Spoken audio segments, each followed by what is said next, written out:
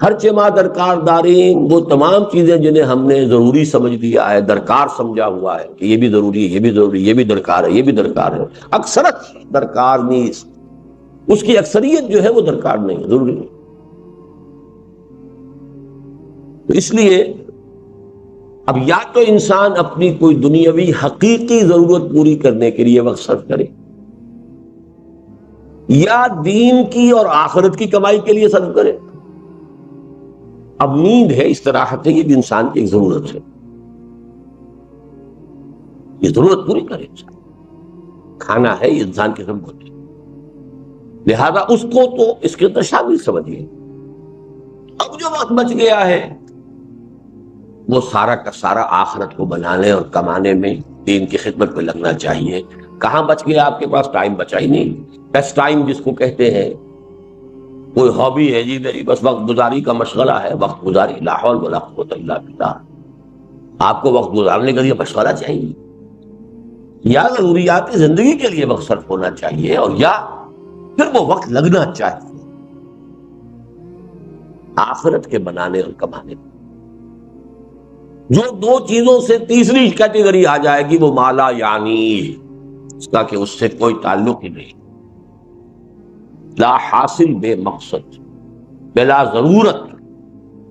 یہ انسان کے اسلام کی خوبی ہے، یہ بھی گویا کہ احسان کا درجہ ہو گیا، من حسن الاسلام، اسلام کے بعد درجہ ایمان، ایمان کے بعد احسان۔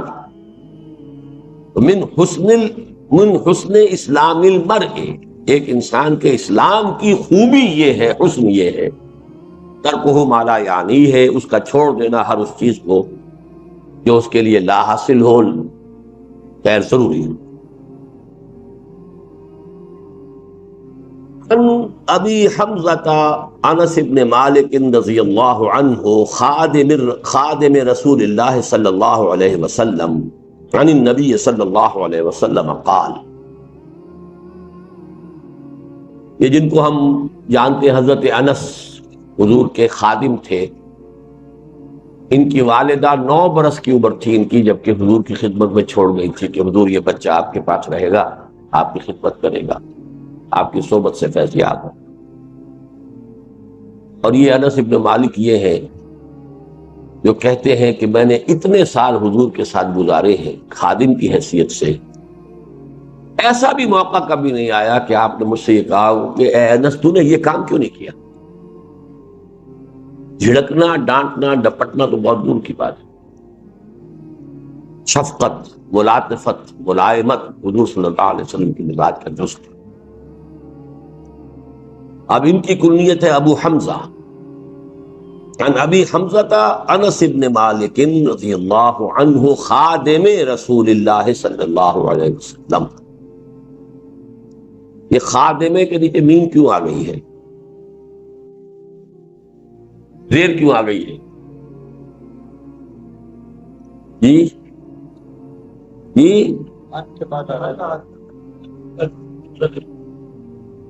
ان تو آ رہا انس سے پہلے،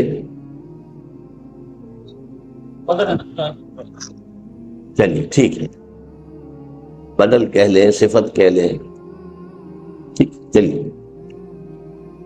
عن النبی صلی اللہ علیہ وسلم، حضور سے روایت کیا، آپ نے فرمایا لا یؤمن احدکم حتی یحب لاخیہ ما یحب لنفسہ،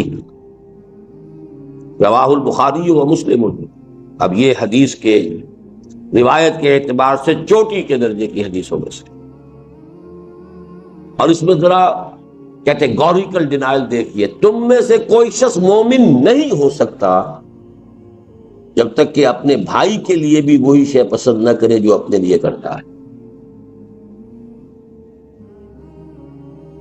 اس سے اونچی اخلاقی تعلیم کیا ہوگی؟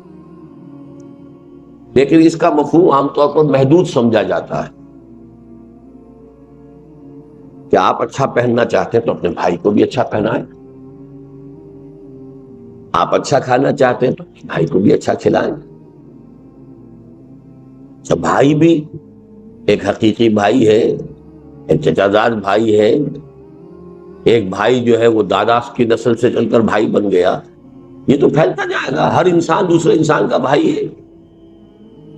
کم سے کم ہر مسلمان دوسرے مسلمان کا بھائی ہے، دائرہ تو پھیلتا جائے گا۔ لہذا ایک طرف تو گویا کہ لوگوں کی طرف خیر اور بر، تبرع، اس کی تلقین ہو گئی، لیکن اصلاً یہ حدیث ہم نے خاص طور پر جو کوٹ کی ہے وہ کس اعتبار سے؟ یہ دعوت دین کے لیے بنیادی موٹو ہے۔ آپ نے اگر دین کو اپنے لیے پسند کیا ہے اور آپ اپنے بھائی کو اس کی دعوت نہیں دے رہے تو آپ میں ایمان کی رمق بھی نہیں۔ آپ نے خود اپنے آپ کو جہنم سے بچنے کا تو سامان کر لیا ہے اور اپنے بھائی کو جہنم کی طرف جاتے دیکھ رہے ہیں، اور ٹک ٹک دیدم دمنا کشیدم، ایمان کی رمق بھی۔ لا یؤمن احدکم، یہ دعوت کا سب سے بڑا موٹو، میرے بھائی، میری اولاد، میرے رشتہ دار، میری قوم، دائرہ وسیع ہوتا جائے گا۔ تنظیم اسلامی کا جو ہمارا تاسیسی قرارداد، اس کی پھر تشریحات ہیں، ہر شخص کو داعی ہونا چاہیے، اور دعوت کا دائرہ قوا انفسکم، اس کے بعد واہلیکم، اس کے بعد اپنا کنبہ قبیلہ، یا اس کے بعد اپنی قوم، یا قوم اعبدوا اللہ، اس کے بعد پوری نوع انسانی ہے۔ یہ سب سے بڑی خدمت خلق ہے، اس لیے کہ کھانا پینا پہننا یہ تو صرف اس دنیا سے متعلق ہے۔ جو آخری زندگی ہے، آخرت کی زندگی ہے، ابدی زندگی ہے، ہمیشہ کی زندگی ہے، اس کے خیر اور اس کی بھلائی میں آپ دوسروں کو شریک نہیں کرنا چاہ رہے، انہی طرف سے ایڑی چوٹی کا زور لگا دے، کوئی ریجیکٹ کرتا ہے تو وہ اس کے دل میں ہے، اس کی جواب دہی وہ خود اللہ کے ہاں کرے گا۔ لیکن اگر آپ نہیں کر رہے ہیں تو آپ اس حدیث کی زد میں آ جائیں گے، لا یؤمن احدکم حتی یحب لاخیہ ما یحب لنفسہ۔ اب ایک حدیث آ رہی ہے کہ جو اسلام کے قانونی نظام کی ایک اہم ترین شق ہے۔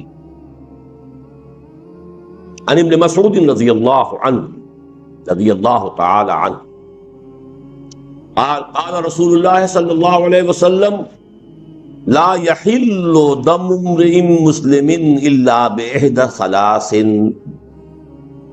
السیب الزانی والنفس بالنفس والتارک لدینہ المفارق للجماعہ، رواہ البخاری و مسلم۔ یہ بھی پھر روایت کے اعتبار سے بہت اونچی حدیث ہے۔ نہیں حلال ہے کسی مسلمان کا خون، یعنی خون بہانا، اس کی جان لینا حلال نہیں ہے۔ لا یحل دم امرئ مسلم، کسی مسلمان انسان کا خون جائز نہیں ہے، خون بہانا، قتل کرنا جائز نہیں ہے، الا باحدى ثلاث، سوائے تین میں سے کسی ایک شکل کے۔ السیب الزانی، شادی شدہ زنا کرنے والا یا زنا کرنے والی، رجم، ظاہر بات ہے پتھر ماریں گے تو سر پھوٹے گا اور جسم کے اوپر لگے گا، خون بہے گا، مارنا ہے۔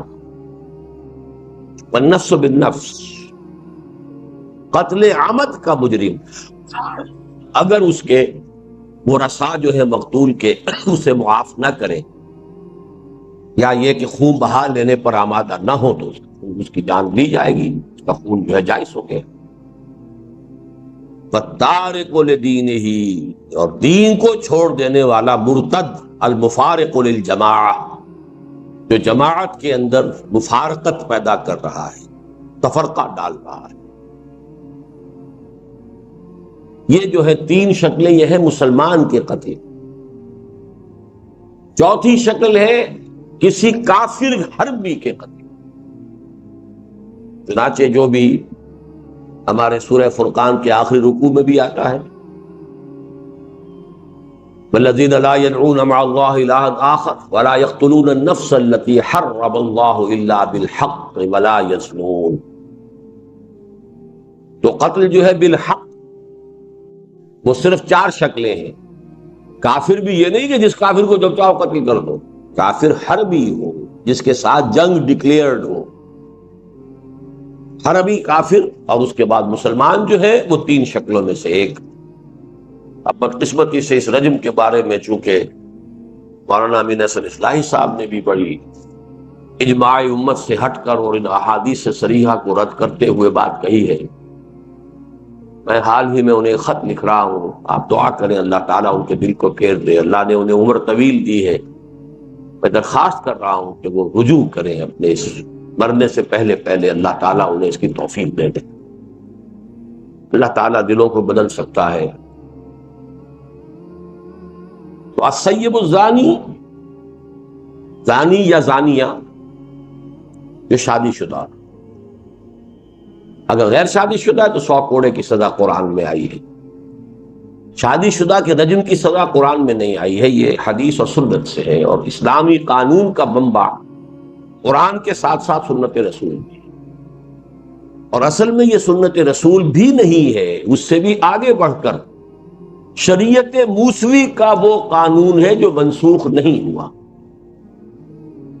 شریعت موسوی اسلامی شریعت تھی، اب اس میں سے جو چیزیں منسوخ ہو گئی، ورنہ جو چیزیں شریعت موسوی کی منسوخ نہیں ہوئی وہ جوں کی توں قائم ہے۔ اس لیے حضور نے جب پہلا رجم کیا ہے تو آپ نے فرمایا کہ اللہ میں نے تیری کتاب کے حکم کو زندہ کر دیا۔ وہ کتاب سے مراد تورات، قرآن میں تو ہے ہی نہیں۔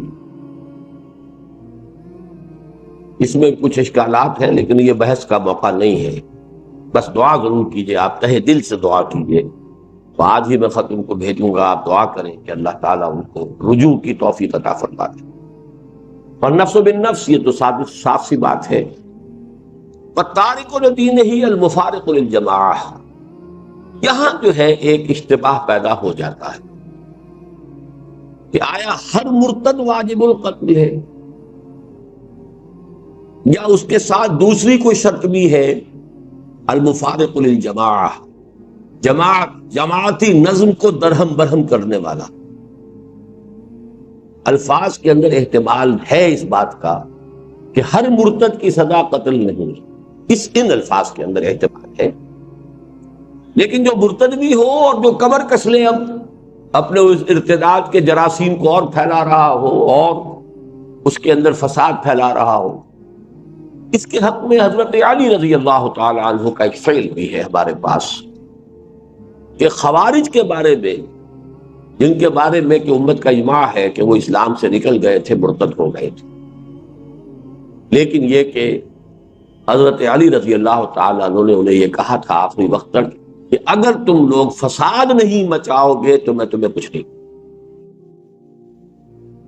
لیکن یہ بھی ایک بڑی فقہی بحث ہے، میں اس کی تفصیل میں جانا نہیں چاہتا اس وقت۔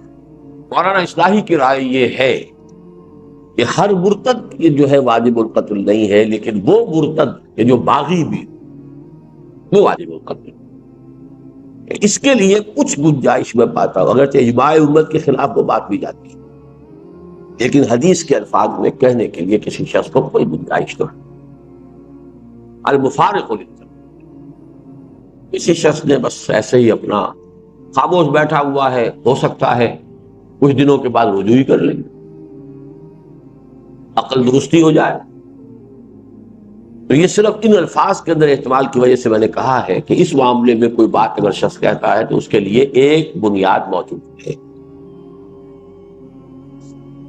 عن ابی ہریرہ رضی اللہ عنہ ان رسول اللہ صلی اللہ علیہ وسلم قال من كان يؤمن بالله واليوم الآخر فليقل خيرا أو ليصمت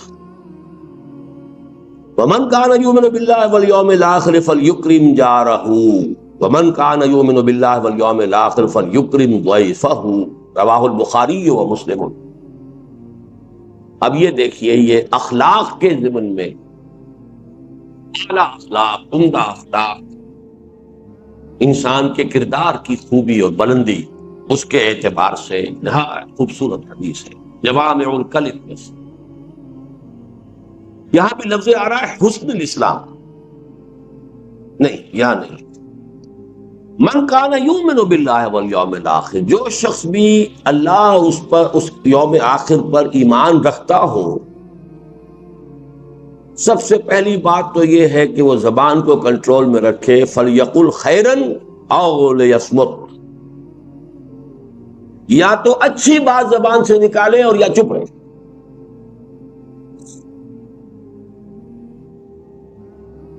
یہ ہم پڑھ چکے ہیں نا حضرت معاذ کی روایت میں، سکلت قومک یا معاذ، یہ زبان کے جو حصائد السنہ ہیں یہی تو سب سے زیادہ جہنم میں لے جانے والے ہیں۔ کنٹرول۔ اسی لیے خطبہ نکاح میں جو آیات حضور پڑھتے تھے ان میں سورہ احزاب کی وہ آیت ہے، یا ایھا الذین آمنوا اتقوا اللہ وقولوا قولا سدیدا، یہاں خیر کہا، سدیدہ کہا، صاف سیدھی بات، عمدہ بات۔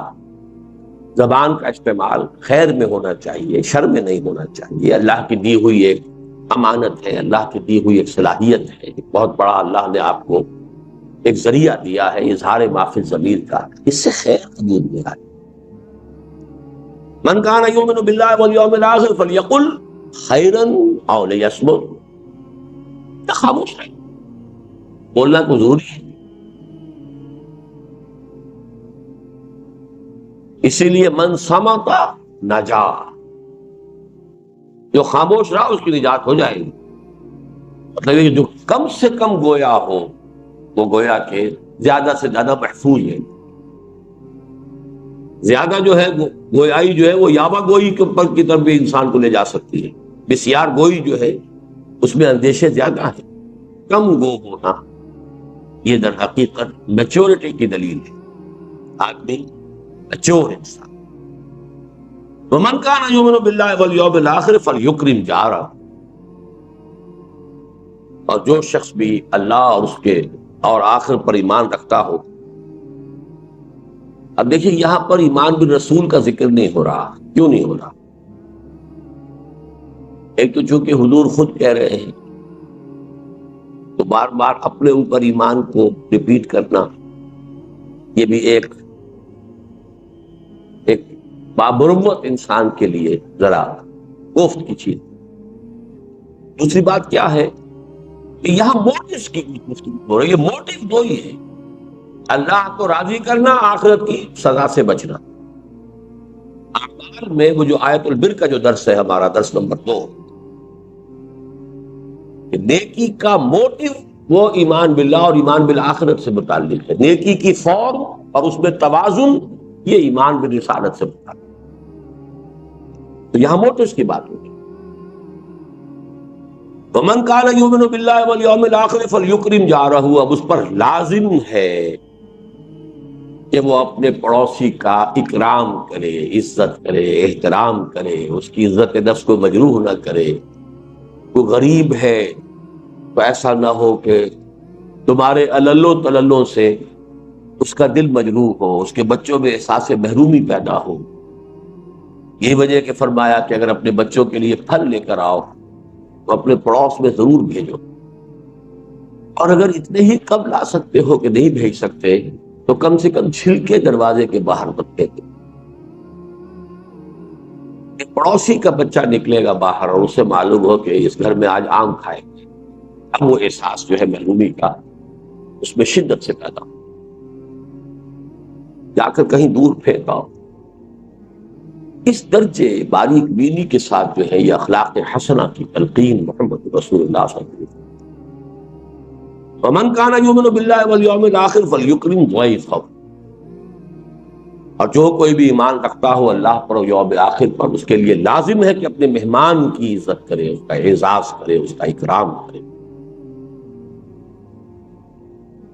یہ جو مہمان نوازی ہے اصل میں یہ بھی حسن الاخلاق میں سے ہے، اور واقعہ یہ ہے کہ جب تک تمدن فاسد نہیں ہو جاتا،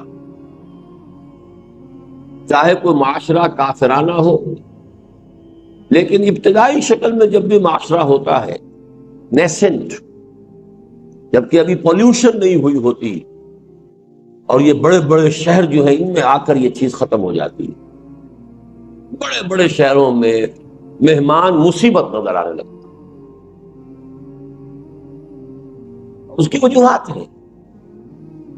دیہات میں کوئی کبھی جائے گا شاذ، اور شہر میں تو لوگ آتے رہتے ہیں، اپنا یہ کام ہے، اپنا وہ کام ہے، آئے اپنے کام سے آپ کے ہاں تشریف لے آئے ہیں. اب آپ روزانہ جو ہے وہ لوگوں کی ضیافت کر کر کر کے تو آپ کا تو بیڑا غرق ہو جائے گا. ٹائم ختم ہوتا ہے، آپ کے خرچ ہوتا ہے. اسی لیے حضور کی ایک حدیث میرے ذہن میں اس کا مطلب نہیں ہے کہ آپ نے بڑے شہر بنانے سے روکا. شاید 5 لاکھ کی غالباً آبادی آپ نے کسی حدیث میں ہے معین کی ہے. اس کے بعد شہر اور بسایا جائے، اس سے آگے شہر نہیں ہونا چاہیے. اور اس پر عمل کیا جرمنز نے. انہوں نے اس طرح پھیلایا ہے اپنے ملک کے اندر انڈسٹری کو، کہیں کنسنٹریشن. ایک جگہ پر ایک انڈسٹری ہے، وہیں پر ایک شہر ہے، وہیں پر ان کے ساری سیوک جو ایمینٹیز ہیں وہ فراہم کر دی گئی ہیں، وہیں مارکیٹ ہے، وہیں سب کچھ ہے. وہ ایک ایک یونٹ بن گیا. اب 10 میل چلے جائیے، اس کے بعد میں اور آ جائے گا، پھر 10 میل چلے جائیے. یہ نہیں کہ کلسٹر آف انڈسٹریز ہے، اور وہاں پر پھر جو حالات ہوتے ہیں اور پھر جو گندگیاں پیدا ہوتی ہیں، کوئی پڑوسی دوسرے پڑوسی کا نہ پرسان حال ہے نہ جاننے والا ہے. 1-1 کروڑ کا شہر ہو، آپ دیوار بیچ کے پڑوسی سے سال ہر سال تک کبھی الیگ سلیگ بھی نہیں ہوتی، نام ہی معلوم نہیں ہوتی. تو یہ در حقیقت حضارت جس کو کہتے ہیں اور مدنیت مدینہ شہر سے ہے. یہ شہری زندگی کی لعنتوں میں سے ایک لعنت ہے. جب تک وہ دیہاتی فطری زندگی ہوتی ہے تو مہمان نوازی یہ انسان کے فطرت کا ایک وصف ہے. آدمی جو ہے خود روکھی روٹی کھا لے گا، مہمان کو چپڑی رکھ دے گا، پراٹھا دے گا، خود کسی وقت فاقہ کر لے گا، مہمان کو دے گا. فَلْيُكْرِمْ ضَيْفَهُ، سے چاہیے کہ اپنے ضیف کا وہ ہے وہ اکرام کرے. عن ابی ہریرہ رضی اللہ عنہ ان رجلا قال للنبي صلی اللہ علیہ وسلم اوصنی قال لا تغضب فردد مرارا قال لا تغضب. رواہ البخاری رحمہ اللہ. صحیح بخاری کی روایت ہے حضرت ابو ہریرہ سے رضی اللہ تعالی عنہ. ایک شخص نے حضور سے درخواست کی کہ حضور مجھے کوئی وصیت فرمائیے، نصیحت فرمائیے، مجھے کوئی بات فرمائیے ایسی جسے میں پلے باندھ لوں. فرمایا لا تغضب، دیکھو غصہ مت کیا. انہوں نے فرمایا پھر کچھ اور، پھر ارشاد فرمائیے کچھ اور، لا تغضب. بار بار اس نے یہ کہا، حضور یہ فرماتے رہے لا. اس قسم کی احادیث کے بارے میں ایک بات نوٹ کر لیجیے. میری کنٹریبیوشن یہی ہے کہ میں ان احادیث کے ضمن میں جو فہم حدیث کے چند بنیادی چیزیں ہیں ان کو میں مختلف حوالوں سے مختلف احادیث کے ضمن میں آپ کے سامنے لا رہا ہوں، اور ان کے نہ ہونے کی وجہ سے بڑے اشکالات پیدا ہوں. دیکھیے، ایک ہوتی ہیں جنرلائزڈ قسم کی باتیں، عموم کے ساتھ سب لوگوں کے لیے وہ مفید ہوں، سب لوگوں پر اپلیکیبل ہوں. ایک ہوتی ہے پی کالز، یا یہ کہ پرٹیکولر پرسن پریسکرپشن. اب ایک شخص جو ہے وہ ملیریا کا مریض ہے تو اسے ملیریا کی دوا دی جائے گی نا. ایک ٹائیفائڈ کا مریض ہے تو ٹائیفائڈ کی دوا دی جائے گی. حفظان صحت کے اصول بیان کیے جائیں گے، سب کے لیے بیان کیے جائیں گے. دیکھو یہ پانی صاف پیا کرو، ہوا صاف رکھا کرو، مچھروں سے اپنے آپ کو بچاؤ. یہ آپ حفظان صحت کے اصول سب کے لیے بیان کیے جائیں. لیکن جب پرٹیکولر پرسن سامنے آ جاتا ہے تو خاص اس کے مزاج سے واقف ہو کر بات کہنا، یہ در حقیقت اس نوع کی حدیثوں میں سے. ویسے تو یہ کہ اس کا عموم کا پہلو بھی ہے، انسان مغضوب الغضب نہیں ہونا چاہیے، فوراً غصے میں آ جائے، مشتعل ہو جائے، یہ بھی ایک نفاق کی علامت ہے. لیکن اس شخص کو جو بار بار آپ یہی فرما رہے ہیں، معلوم ہوتا ہے کہ آپ کو اندازہ تھا کہ وہ شخص جو ہے وہ اس کے مزاج کے اندر یہ غصے کا پہلو جو ہے وہ زیادہ ہے. تو یہ ہے اصل میں پرٹیکولر پرسن کے لیے پرسکرپشن، پی. جیسے پی کال ہوتی ہے آپ کی، یہ پرسکرپشن جو ہے یہ خاص، آگے ایک اور آئے گی بات، وہ ہے جنرل پرسکرپشن.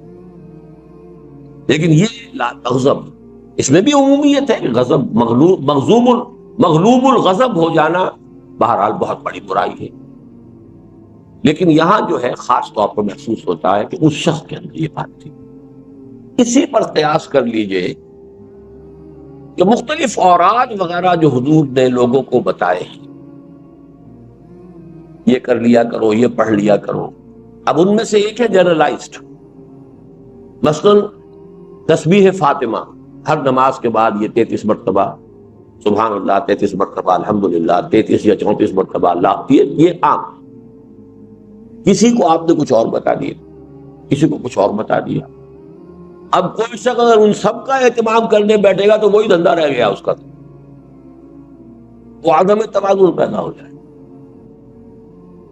اس کے اندر بھی وہ پرٹیکولر پرسنل پرسکرپشن جو ہے وہ شامل ہوتے تھے، جیسے کہ صوفیہ کرتے ہیں۔ صوفیہ کے بھی اصل میں اوراد جو ہیں جو انہوں نے وضع کیے تھے وہ بھی ایک پرٹیکولر دور سے متعلق چیزیں، جن چیزوں کا غلبہ ہو گیا تھا اس کے اعتبار سے انہوں نے تجویز کر دیے، اب وہ بن گئے کہ وہ گویا کہ ان کی ایک روایت ہے اور وہ ان کے شعار میں سے ہو گئے، وہی طریقے اختیار کریں۔ تو مستقل چیزیں تو صرف جنرلائز جو اوراد یا اذکار حضور سے ہیں، جو بھی مختلف اعمال ہیں زندگی کے کرتے ہوئے، شیشہ دیکھو تو یہ دعا، بیت الخلاء میں داخل ہو تو یہ دعا، باہر نکلو یہ جنرلائزڈ ہے، اور یہ وہ چیزیں ہیں جس میں وقت لگتا ہی نہیں، تو آدمی کام وہی کرتا ہے اور دماغ کہیں جو ہے وہ شیطان کے پاس گروی رکھا ہوا ہے، یا یہ کہ آپ نے اس وقت اللہ کو یاد کر لیا اور وہ ذکر کیا حضور کے الفاظ کے ذریعے سے، تو دو نسبتیں حاصل ہو گئی کہ اللہ سے بھی نسبت ہو گئی کہ اللہ کو یاد کیا، اور چونکہ ان الفاظ سے یاد کیا جن سے حضور یاد فرماتے تھے تو نسبت جو ہے رسول کے ساتھ بھی حاصل ہو گئی۔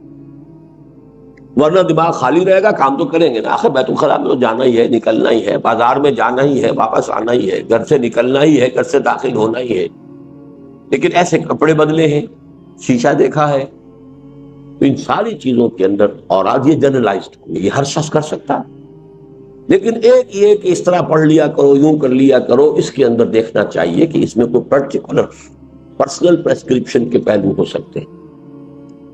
اس پہلو سے یہاں پر اس حدیث کے اندر اس اصول کو سمجھتے ہیں۔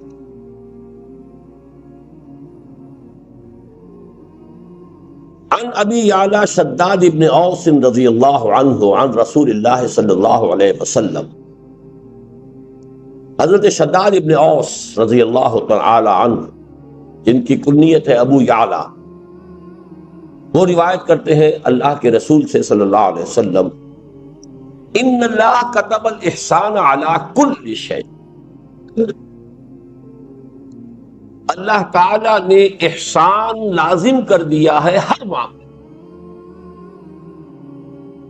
اب یہاں احسان کس معنی میں آ رہا ہے؟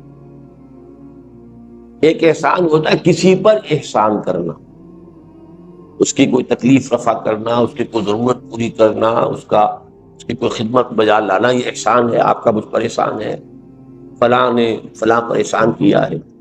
ایک احسان خود اپنی جگہ پر حسن سے بنا ہے، جو کام کرو خوبصورتی سے کرو۔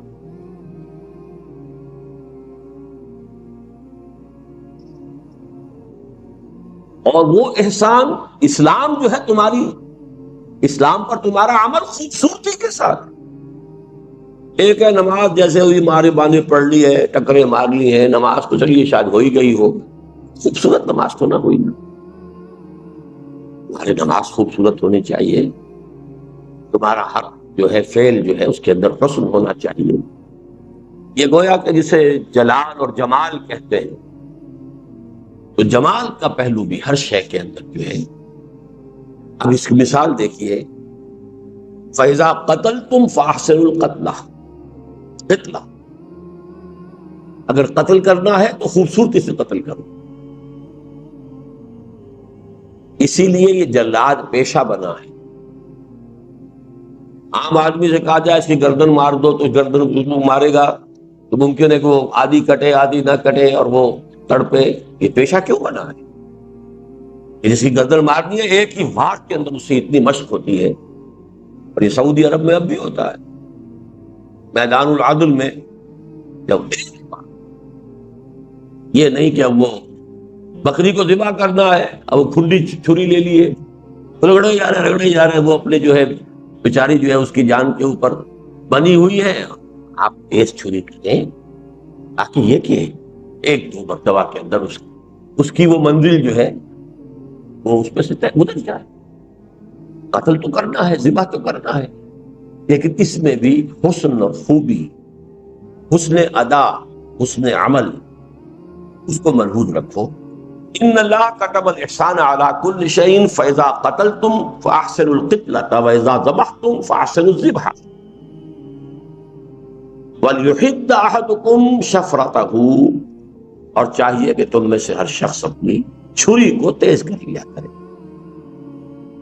ولیرح ذبیحته، اور اپنے ذبیحے کو راحت پہنچائے، یعنی ورنہ یہ کہ اس کے لیے جو ہے وہ کس قدر کوفت کا، اس کے لیے اس کے بھی احساسات ہیں، اس کی بھی جان ہے، تو جتنی کم سے کم مدت اس پر اس کیفیت میں گزرے یہ اس کا احسان ہے۔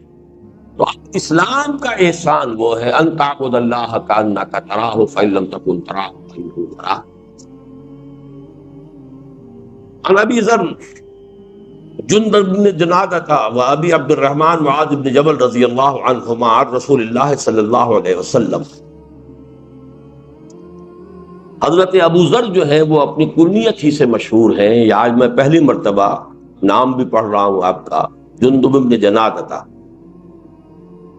جنادہ کے بیٹے جندب جن کی کنیت ابو ذر رضی اللہ تعالی عنہ، وہ عبد الرحمن معاذ بن جبل، تو ابھی عبد الرحمن معاذ بن جبل، اور حضرت معاذ بن جبل جو ابو عبد الرحمن ہیں رضی اللہ عنہما، ان دونوں سے اللہ راضی ہو جائے۔ کون سے دونوں؟ ابو ذر اور حضرت معاذ۔ اب دیکھیے ابو ذر کا نام کسی کو معلوم نہیں، صرف کنیت معلوم ہے ابو ذر۔ معاذ بن جبل کی کنیت کسی کو معلوم نہیں، نام معلوم ہے معاذ بن جبل۔ لیکن یہ دو راوی ہیں، دو صحابی ہیں کہ جو روایت کر رہے ہیں۔ عن رسول اللہ صلی اللہ علیہ وسلم قال اتق اللہ حیث ما کن واتبع السیئۃ الحسنۃ تمحها وخالق الناس بخلق حسن، رواہ الترمذی وقال حدیث حسن، وفی بعض النسخ حسن صحیح، یہ امام ترمذی نے اس کو روایت کیا ہے، بعض نسخوں میں تو اس کو حدیث حسن صرف کہا ہے اور بعض میں حدیث حسن صحیح کہا ہے، یہ روایت کے درجے کے اعتبار سے ہے۔ اب یہ تین اس میں ہدایات آئی ہیں، جوامع الکلم تین۔ پہلی بات اتق اللہ حیث ما کنت، جہاں کہیں بھی ہو اللہ کا تقوی جو ہے وہ تم سے چھوٹنے نہ پائے۔ ایک اور حدیث میں آتا ہے تقوی اللہ فی السر والعلانیہ، چاہے تم کہیں چھپے ہوئے ہو اور چاہے لوگوں کے اندر سامنے موجود ہو، ہر حال میں تقوی۔ یہ نہیں کہ خلوت میں کچھ اور ہے، جلوت میں کچھ اور ہے۔ اتق اللہ حیث ما کنت، جہاں بھی ہو اللہ کا تقوی اپنے دل میں موجود رکھو۔ واتبع السیئۃ الحسنۃ تمحوها، اور برائی کے پیچھے بھلائی کو لگا دو جو اسے محو کر دے گی۔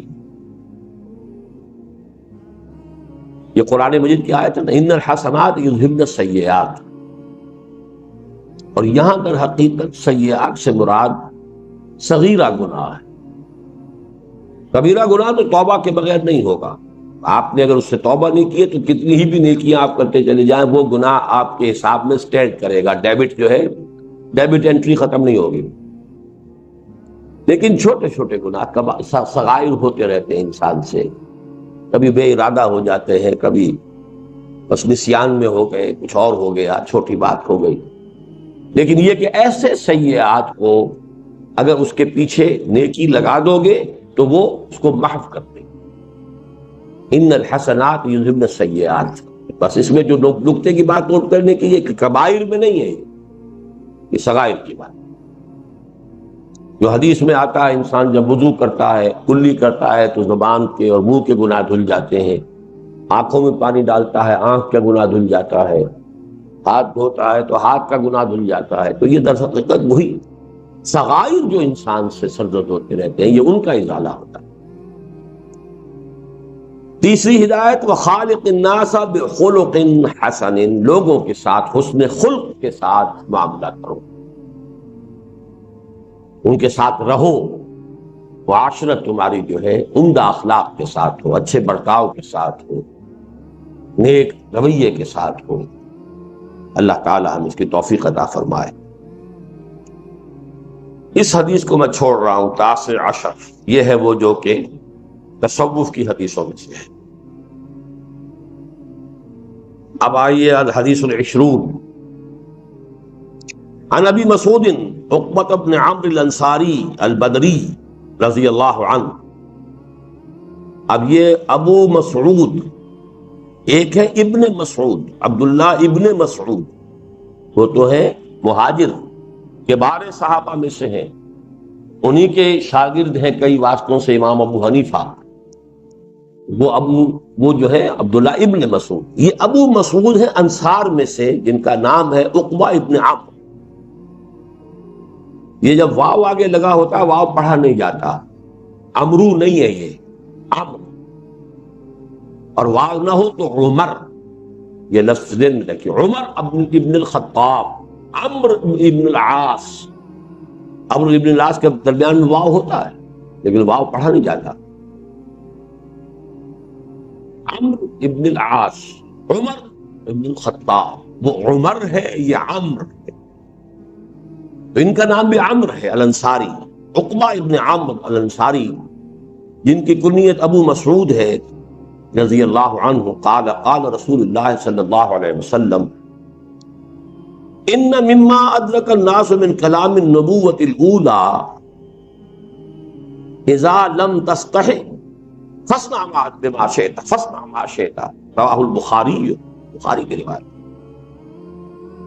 حضور نے فرمایا کہ سابقہ انبیاء کی تعلیمات میں سے جو چیز لوگوں نے پائی ہے، یعنی چونکہ بہت سی تعلیمات جو ہیں وہ تو گم ہو گئی، محفوظ نہیں رہی. نبوت الاولیٰ جو ابتدائی نبوتیں تھیں، انبیاء تھے، ان کی تعلیمات کا اکثر و بیشتر حصہ تو ضائع ہو گیا، گم ہو گیا.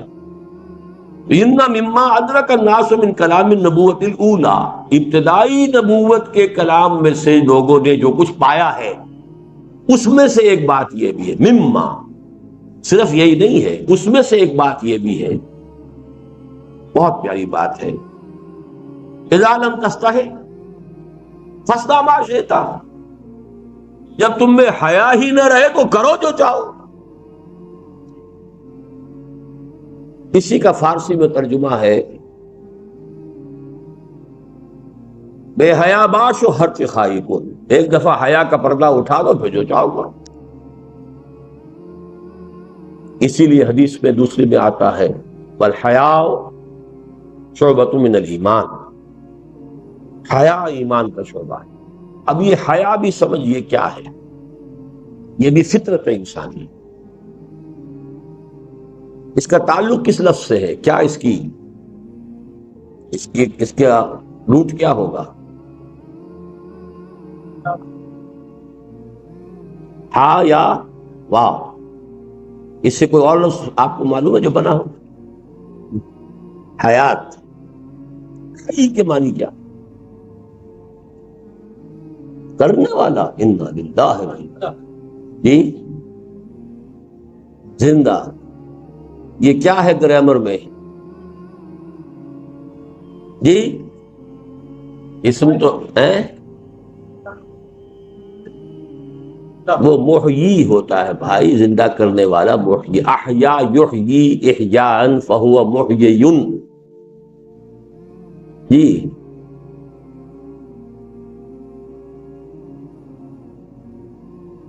امتحان لیتے رہنا چاہیے.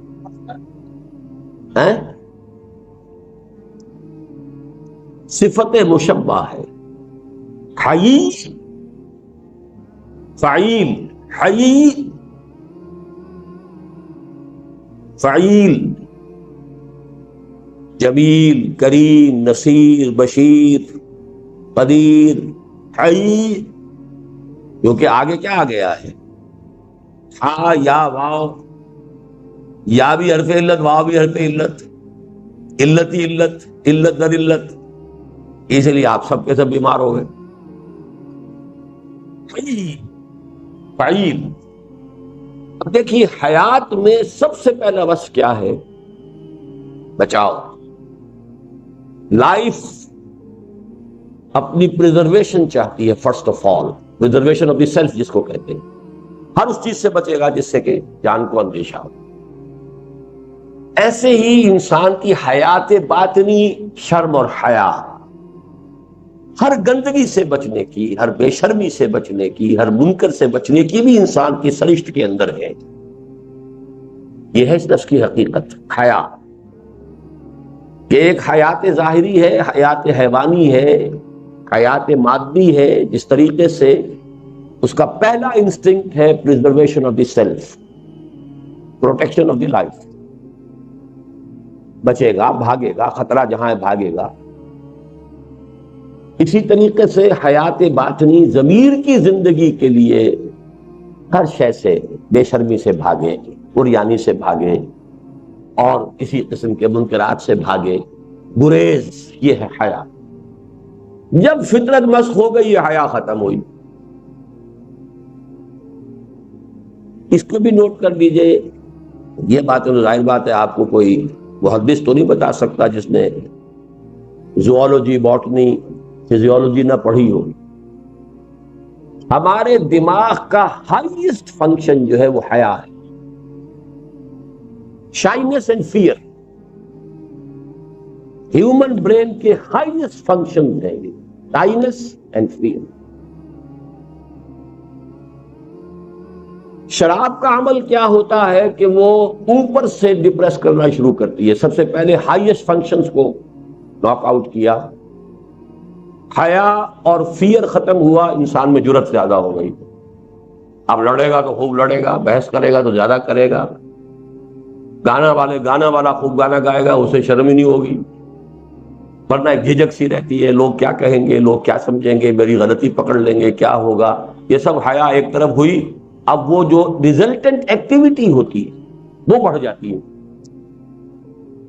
حیا کا ریسٹرینٹ ختم ہوا، فیئر کا ریسٹرینٹ ختم ہوا، جری ہو گیا. وہ جری نہیں ہوا، وہ اصل میں اس پر سے فیئر کا ریسٹرینٹ ختم ہو گیا. Highest function of the brain has been knocked out.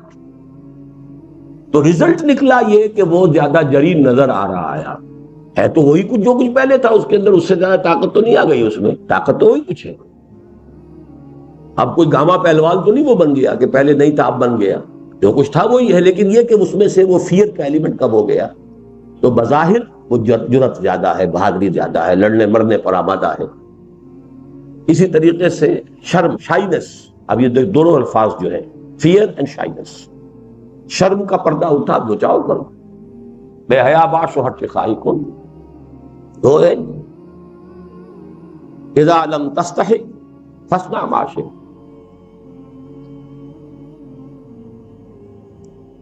اب دیکھیے یہ جنرلائزڈ پرسکرپشن کی بات آ رہی ہے. ان ابی عمرو وقیل ابی عمرتا سفیان ابن عبداللہ رضی اللہ تعالی عنہ. اب یہ جو ہے حضرت سفیان ابن عبداللہ صحابی ہیں، ان کی دو کنیتیں ہیں، ابو عمرو یا ابو عمرتا، دونوں کہا گیا ہے. بعض نے کہا ابو عمرہ ان کی ہے، ایک نے کہا ہے نہیں ابو عمرو. قال قلت، وہ یہ فرماتے ہیں کہ میں نے عرض کیا حضور سے صلی اللہ علیہ وسلم، یا رسول اللہ قل لی فی الاسلام قولا لا اسأل عنہ احدا غیرک. اے اللہ کے رسول، مجھے تو اسلام کی کوئی ایسی بات آپ بتا دیجئے کہ پھر مجھے کسی اور سے کچھ پوچھنے کی ضرورت نہیں. اب یہ وہ جوامع الکلم میں سے سمجھیے کہ جنرلائزڈ پریسکرپشن میں سے، عظیم ترین پریسکرپشن میں سے ہے. قال قل آمنت باللہ ثم استقم. آپ نے فرمایا کہو میں ایمان لایا اللہ پر، اور پھر جم جاؤ. یہ جم جانے ہی میں استقامت میں کہا کرتا ہوں قیامت مضمر ہے. اللہ کو تم نے مان لیا تو اب اللہ کی اطاعت کرو، یہ استقامت ظاہری ہے. اللہ کی رضا پر راضی رہو، یہ استقامت باطنی ہے. اللہ پر توکل کرو، یہ استقامت باطنی ہے. تو سارے ایمان کے ثمرات جم جاؤ اس پر کرو. اس کے برعکس لفظ وہ ہے جو انگریزی میں ویورنگ مائنڈ، ادھر ادھر، کبھی نیکی کی طرف، کبھی ادھر، کبھی اللہ کی طرف، کبھی دنیا کی طرف. ایمان مجھے روکے ہے تو کھینچے ہے مجھے کفر. کعبہ میرے پیچھے ہے، کلیسا میرے آگے.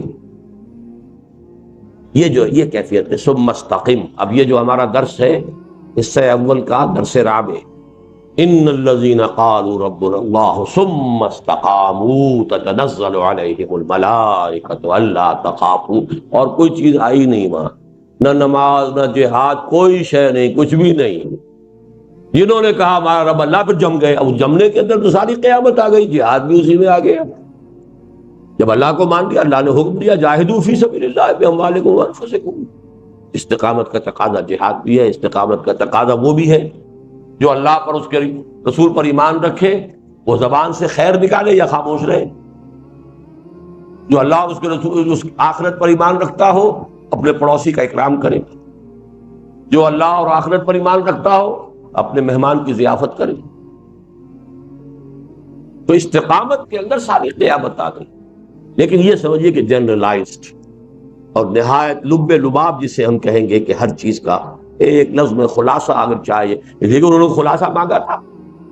قل لی فی الاسلام قولا، اسلام کی حقیقت اور اسلام کے سارے مطالبات کا کوئی ایک لفظ مجھے بتائیے کہ جس میں سب سمجھ دیا جائے اور مجھے پھر کسی اور سے کچھ پوچھنے کی ضرورت نہیں. قال قل آمنت باللہ ثم استقم. آپ نے فرمایا کہو میں ایمان لایا اللہ پر، پھر اس پر جم جاؤ. عن ابی عبداللہ جابر ابن عبداللہ الانصاری رضی اللہ عنہما. جابر ابن عبداللہ تو ان کا نام ہے، انصاری صحابی ہیں. ان کی کنیت بھی ابو عبداللہ ہے، تو گویا کہ ان کے بیٹے کا نام بھی عبداللہ ہوگا. اور یہ ہوتا تھا، اب بھی ہوتا ہے، دادا کے نام پر بیٹے کا نام. عن ابی عبداللہ جابر ابن عبداللہ الانصاری رضی اللہ عنہما. یہ دونوں باپ بیٹا جو ہے یہ صحابی ہیں. ان رسول اللہ صلی اللہ علیہ وسلم فقال. ایک شخص نے حضور سے کچھ سوال کیے، ایک سوال کیا اور کہا، عرض کیا، ارأیت اذا صلیت المکتوبات وصمت رمضان احللت الحلال وحرمت الحرام ولم ازد على ذلك شيئا ادخل الجنہ؟ قال نعم. رواہ مسلم. صحیح مسلم کی روایت ہے. ایک شخص نے پوچھا حضور سے، حضور مجھے بتائیے میں اگر فرض نمازیں پڑھ لوں، ادا کروں، رمضان کے روزے رکھوں، حلال کو ہی حلال جانوں یعنی اسی پر اکتفا کروں، حرام کو حرام ہی سمجھوں، اس سے اجتناب کروں، ولم ازد علی ذلک شیئا، اور اس پر پھر میں کسی شے کا اضافہ نہ کروں، نوافل اور اوراد اور مراقبے اور یہ اور وہ، یہ میرے بس کا روگ نہیں ہے. اور فرض کیجئے کہ وہ کہتا میں جہاد بھی نہیں کر سکتا، قتال کے معنی. ظاہر بات ہے ایک جہاد تو ان چیزوں کے لیے بھی ضروری ہے، حرام کو چھوڑنے کے لیے جہاد ضروری ہے، حلال کے اوپر قانے رہنے پر جہاد ضروری ہے. لیکن یہ کہ ایک قتال فی سبیل اللہ، فرض کیجئے وہ شخص کہتا ہے کہ میں اس کے لیے بھی مشکل ہے میرے لیے، لیکن تو بتائیے میں یہ 4 چیزیں کر دوں، نماز میں پڑھ دوں جو مکتوب ہے، جو کہ فرض ہے، روزے رکھ دوں رمضان کے، باقی مجھ سے نہیں رکھے جاتے لیکن رمضان کے روزے میں پورے کر دوں، وَأَحْلَلْتُ الْحَلَالَ وَحَرَّمْتُ الْحَرَامَ، حلال کو حلال سمجھوں اسی پر اکتفا کروں، حرام کو حرام سمجھوں اس سے بچ جاؤں، وَلَمْ أَزِدْ عَلَىٰ ذَلِكَ شَيْئًا، اور اس پر میں کوئی اضافہ نہ کروں. ادخل الجنہ، کیا میں جنت میں داخل ہو جاؤں گا؟ فرمایا نعم، ہاں. یہ بھی پرٹیکولر پرسن کی بات ہے، اچھی طرح سمجھ لیں، اس کو جنرلائز کرنا درست نہیں ہوگا، اس لیے کہ اب ایک آدمی ہے دیہات سے چل کر آیا، حضور کی صحبت سے زیادہ فیضیاب نہیں ہوا، ابھی اس کی کوئی تربیت نہیں ہوئی، تزکیہ نہیں ہوا، وہ کہتا جی میں تو ٹھیک ہے یہ کام تو میں کر دوں گا، جو بدویانہ مزاج تھا اس کا پورا ایک نقشہ جو اس کے پیچھے موجود ہے، صاف گوئی، ٹھوک کر بات کرنا، کوئی اس میں ایچ پیچ نہیں ہے، صرف صاف صاف بات، اگر یہ میں کر دوں تو جنت میں داخل ہو جاؤں گا، فرمایا ہاں ہوگا۔ اس میں کئی ہمارے لیے ہیں، ایک تو یہ کہ ہمارے جو کانسیپٹس بن گئے دینداری کے، اس کے معیارات کو درست کرنے کے لیے حدیث بڑی ہے۔ اصل شے حلال اور حرام ہے، اب یہ آدمی کچھ مکروہات میں مبتلا ہو گیا ہے، لمم جس کو کہا ہے سورہ نجم میں، وہ غلطیاں کچھ ہو گئی ہیں، یہ حلال اور حرام، حلال پر اکتفا کرو، حرام سے اجتناب کرو، فرائض ادا کر دو، تو یہ بیسک بیس لائن یہی ہے۔ اس کے بعد اپنی اپنی ذوق ہے، کوئی شخص وہ ذوق جو ہے وہ قتال فی سبیل اللہ میں پورا کر رہا ہے، کوئی شخص جو ہے وہ کہیں نوافل میں ادا کر رہا ہے، لیکن یہ کہ جہاد جو ہے وہ ایمان کا لازمی فرض ہے، کہ جدوجہد جو ہے نفس کے خلاف جہاد، باطل کے خلاف جہاد تو کرنا ہی ہے، لیکن بہرحال دین کی سادہ ترین شکل میں یہ حدیث جو ہے، اور اس میں پرٹیکولر پرسن والا پہلو ذہن میں رکھیں۔ عن ابی مالک الحارث ابن عاصم الاشعری رضی اللہ عنہ قال قال رسول اللہ صلی اللہ علیہ وسلم، حضرت حارث ابن عاصم الاشعری، اشعری قبیلے کی طرف نسبت ہے، حارث ابن عاصم نام ہے، ابو مالک کنیت ہے، عن ابی مالک الحارث ابن عاصم الاشعری رضی اللہ عنہ قال قال رسول اللہ صلی اللہ علیہ وسلم۔ اب یہ بھی کوئی جوامع الکلم کی نوعیت کی حدیث ہے۔ الطہور شطر الایمان، پاکیزگی ایمان کا نصف ہے۔ کیا مطلب ہے؟ دیکھیے ہر شے میں نفی اور اثبات ہوتا ہے، لا الہ الا، آپ نجاست سے پہلے پاک ہوں گے ذہنی تو صحیح فکر اس جگہ پر آئے گا، یہ ذہنی نجاست کو پہلے نکالیں، الحاد کو نکالیں، کفر کو نکالیں، مادہ پرستی کو نکالیں، شرک کو نکالیں، تب ایمان آئے گا۔ تو آدھا کام ہو گیا کہ جس میں کہ پاک کیا جا رہا ہے ذہن کو۔ اسی طرح اخلاق کے اندر جو اخلاق سیئے ہیں ان سے اپنے آپ کو پاک کیجئے، تو اخلاق حسنہ کی آپ یاری ہو سکے گی، ان کی کاشت ہو سکے گی، وہ پرمان چڑھا سکیں گے۔ اسی طرح جسمی طہارت ہے، جسمانی طور پر نماز کیسے پڑھیں گے اگر جسم پاک نہیں ہے؟ اس کے بعد ہی ہوگا کہ آپ نماز جو ہے ادا کر سکتے ہیں۔ تو الطہور و شطر، اسی طریقے سے کھانا پاک نہیں ہے تو آپ کی دعا قبول نہیں ہو رہی ہے۔ یہ جو ایک نیگیٹو اور سلبی پہلو ہے، اس کو فرمایا یہ نصف ہے، الطہور و شطر الایمان، والحمدللہ تملأ المیزان،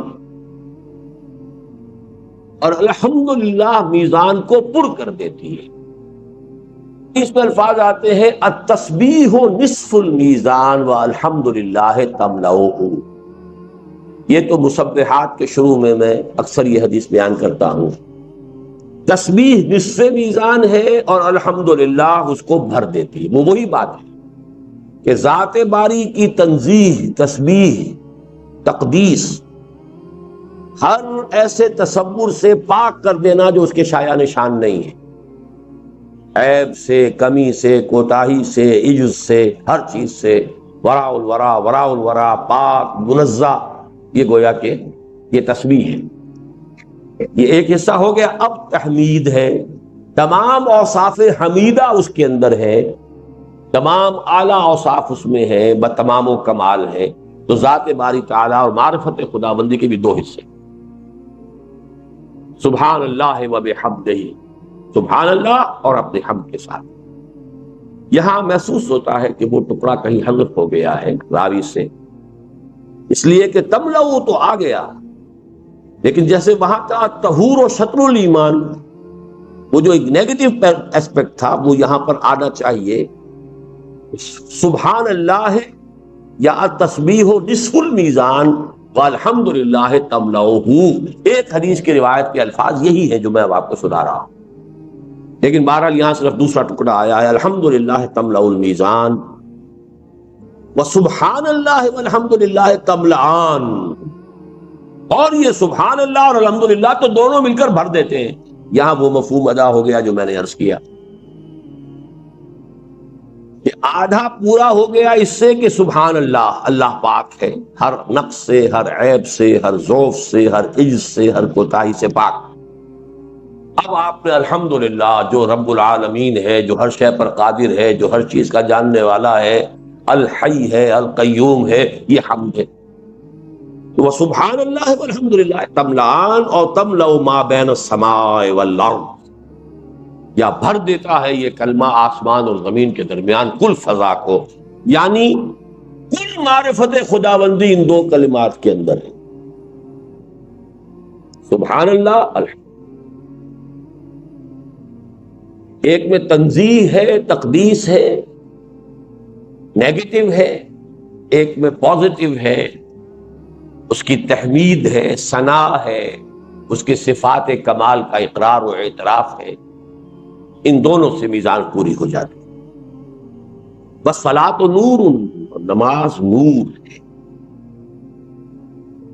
والصدقۃ برہان، اور صدقہ اور خیرات جو ہے یہ برہان ہے، دلیل ہے۔ کس چیز کی دلیل ہے؟ صدقہ انسان کے صدق ایمان کی دلیل۔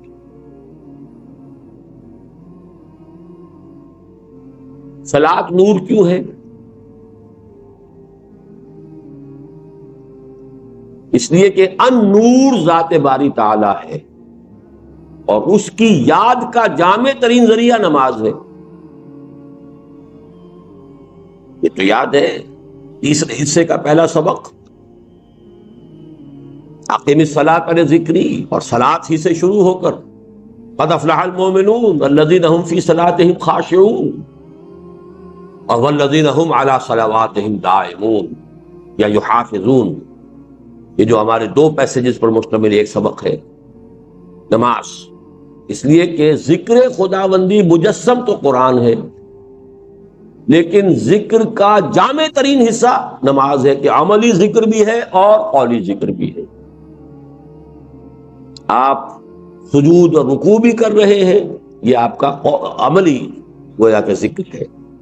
الطہور شطر الایمان والحمد للہ تملأ المیزان، سبحان اللہ والحمد للہ تملأان او تملأ ما بین السماء والارض،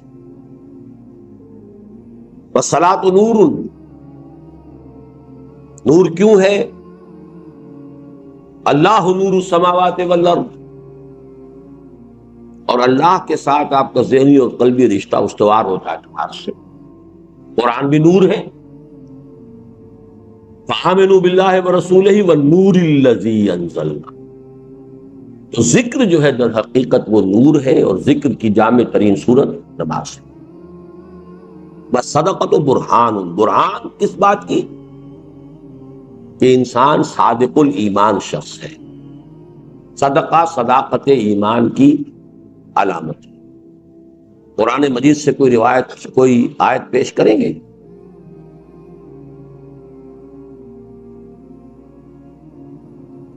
درس دوم کیا ہے؟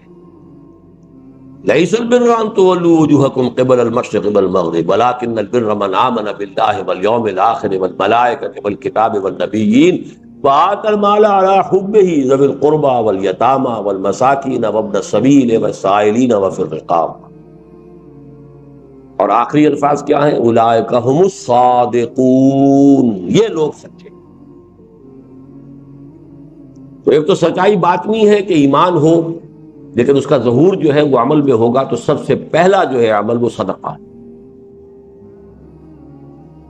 وَالصَّبْرُ ضِیاءٌ، صبر ضیاء ہے، چمک ہے۔ اس کی کیا توجیہ ہوگی؟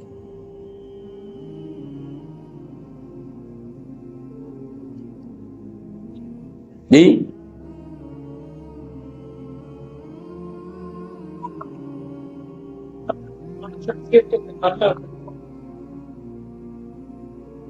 صحیح آپ کہہ رہے ہیں، اور اسی لیے روزہ بھی صبر ہے۔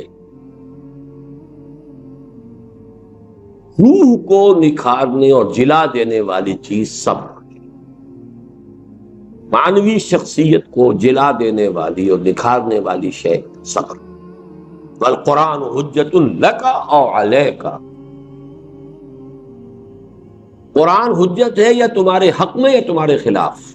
ایک تو یہ ٹکڑا تو ہمیشہ یاد رکھیے، لام اور اعلیٰ کا جب تقابل ہم کرتے ہیں مختلف اسباق میں دروس میں، اس کو یاد رکھنے کے لیے یہ پیاری حدیث ہے، حجت لک او علیک، یا تمہارے حق میں حجت یا تمہارے خلاف۔ حق میں حجت، اس پر ایمان لاؤ گے، اس کو اپنا امام بناؤ گے، اس کی پیروی کرو گے، اس کے پیچھے چلو گے، اس کے حلال اور حرام کو تسلیم کرو گے، تو یہ تمہارے حق میں دلیل بن کر کھڑا ہو جائے گا، قیامت کے دن بھی گواہی دے گا، دنیا میں بھی تمہارے لیے نور بنے گا اور آخرت میں تمہارے لیے شافع بنے گا۔ اگر اس کو مانو گے نہیں، اگر اس پر عمل نہیں کرو گے، پڑھو گے لیکن عمل نہیں کرو گے، تو حجت قائم ہو گئی، مزید مشکل ہو گئی۔ پڑھو گے سمجھو گے نہیں تو حجت تمہارے خلاف ہوگی کہ اللہ یہ مجھے پڑھتا تھا سمجھتا نہیں، اللہ یہ مسلمان تو مجھے پڑھتا ہی نہیں، اللہ یہ سمجھتا بھی تھا بدبخت عمل نہیں کرتا۔ تو حجت تو شدید سے شدید تر ہو رہی ہے، علیہ کا تمہارے خلاف استغاثہ لے کر آئے گا قرآن۔ اے اللہ یہ کہتا کہ میں مانتا ہوں کہ تو اللہ کی کتاب ہے، اس نے کبھی پڑھائی نہیں ہوئی۔ اے اللہ یہ پڑھتا تھا سمجھتا ہی نہیں تھا، اے اللہ یہ سمجھتا تھا عمل نہیں کرتا تھا، اور اے اللہ اس نے اپنا تو عمل کیا مجھے دوسروں تک پہنچایا نہیں۔ لا یؤمن احدکم حتی یحب لاخیہ ما یحب لنفسہ بلغوا عنی ولو آیۃ، جوڑ لیجیے۔ کل الناس یغدو فبائع نفسہ فبائع نفسہ فبائع نفسہ بائع نفسہ فمعتقها او موبقها۔ بڑا گہری بات، بڑی گہری بات۔ ہر انسان صبح کرتا ہے، غدا یغدو،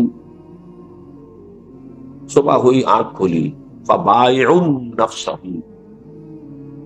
وہ اپنے نفس کو بیچتا ہے، جان بیچتا ہے، یا جسمانی قوت بیچ رہا ہے، کسی چلا رہا ہے، شام کو 30 روپے 40 روپے 50 روپے ملیں گے، اینٹیں ڈھو رہا ہے 50 60 روپے ملیں گے، اینٹوں کی چنائی کر رہا ہے 100 150 روپیہ ملے گا، دکان پر بیٹھا ہے کچھ ملے گا، گاہکوں کی جو ہے تلخ باتیں بھی سن رہا ہے، صبر کر رہا ہے، چلو کہہ جائے کچھ 2 4 پیسے دے کے ہی جائے گا، بیچ رہا ہے نا، عزت نفس کو بھی بیچ رہا ہے، افسر کی غلط بات بھی سن رہا ہے، چپ ہو رہا ہے، اپنی عزت نفس بیچ رہا ہے۔ کوئی ڈاکٹر بیٹھا ہوا ہے، اپنی صلاحیت جو ہے میڈیکل ایکسپرٹیز وہ بیچ رہا ہے، وکیل اپنا دماغ بیچ رہا ہے، اس نے اپنی وہ آرگیومنٹ کی صلاحیت، قانون دانی اس کو بیچ رہا، ہر شخص بیچ رہا ہے۔ فبائع نفس، انویسٹمنٹ ہو رہی ہے صبح سے شام تک، you are selling yourself, یا یہ کہ فزیکل ایلیمنٹ زیادہ ہے یا مینٹل ایلیمنٹ زیادہ ہے، بیچتا تو ہر شخص ہے اپنے۔ اس اعتبار سے تو ہو گیا تساوی کا معاملہ، برابری کا معاملہ۔ تساوی کون سا باب ہوا؟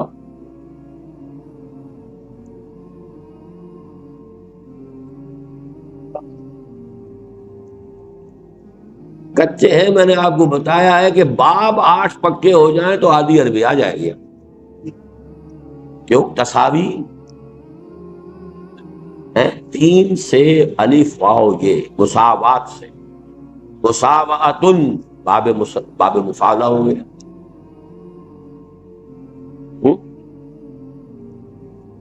چلیے آگے چلتے، کل الناس یغدو فبائع نفسہ، وہ بیچتا ہے اپنے نفس کو، فموتقها وموبقها، نتیجے دو مختلف نکلتے ہیں.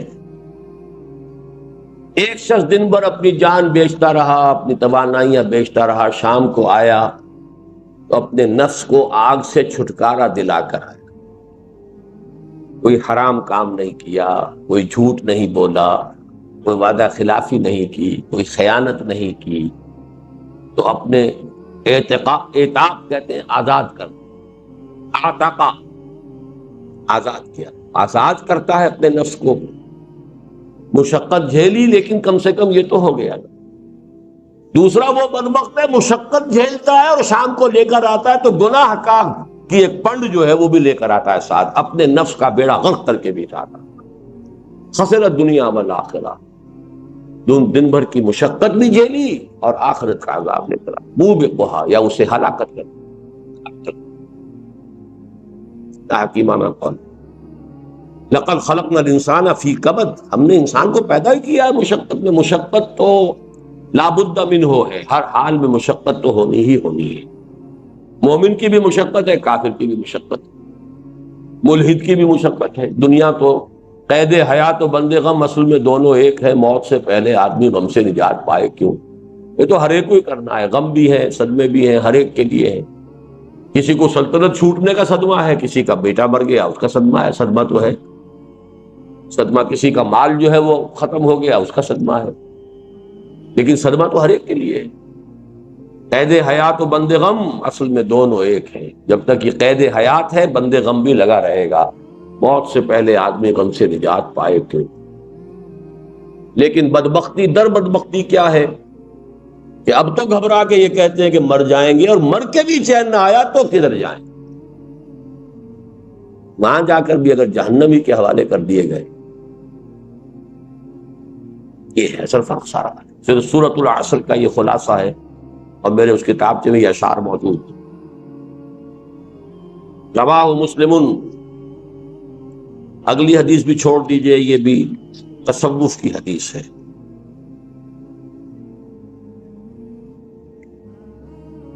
آئیے 25ویں حدیث. عن ابی ذر رضی اللہ عنہ ایضا، حضرت ابو ذر رضی اللہ تعالی عنہ سے یہ بھی حدیث بھی جوامع الکلم میں سے ہے.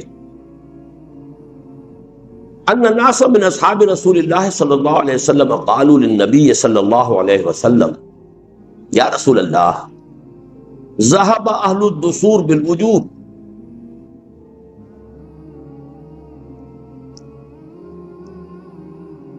حضور کے صحابہ میں سے کچھ لوگوں نے حضور سے عرض کیا. اب یہاں نا سارا ایک شخص نہیں ہے، اس کو ذہن میں رکھیے.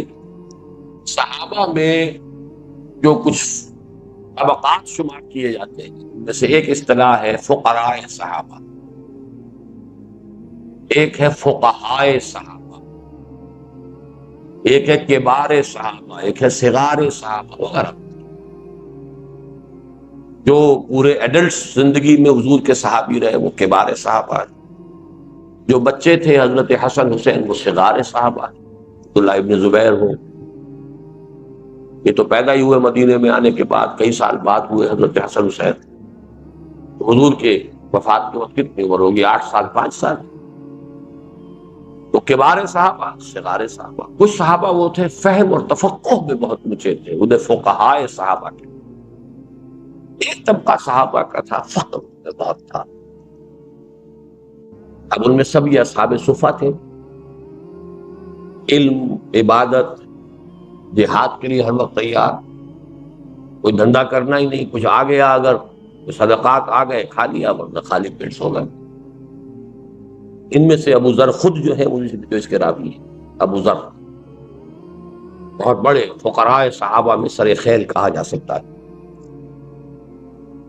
اب ان کو ایک اشکال لاحق ہوا کہ دین کے اعمال جو ہے، نمازیں ہیں وہ ہم بھی پڑھتے ہیں، یہ دولت مند بھی پڑھتے ہیں. عبد الرحمن ابن عوف بھی پڑھتا ہے، طلحہ اور زبیر بھی پڑھتے ہیں، عثمان غنی بھی پڑھتے ہیں، برابر ہو گئے ہم. ان کے پاس مال ہے، یہ صدقہ و خیرات کرتے ہیں، ہمارے پاس مال نہیں، ہم تو رہ گئے نا پیچھے. اشکال پیدا ہوا کہ نہیں؟ اس سے ایک بات تو یہ سامنے آئی کہ نیکیوں میں مسابقت کا جذبہ ناپسندیدہ نہیں، پسندیدہ ہے. فاستبقوا الخیرات، نیکیوں میں، بھلائیوں میں، درجات بلند حاصل کرنے میں ایک دوسرے سے آگے کوشش کرو، بڑھو۔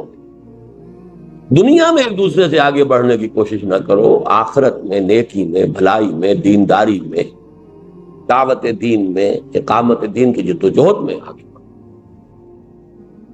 تو انہوں نے کہا، قالوا للنبی صلی اللہ علیہ وسلم، انہوں نے شکوہ کیا، شکایت کی، یا رسول اللہ، اللہ کے رسول، ذهب اہل الدثور بالاجور، یہ دولت مند لوگ جو ہیں یہ تو آگے بڑھ گئے اب سے اجروں کے اندر، بازی جو ہے جیت گئے، یصلون کما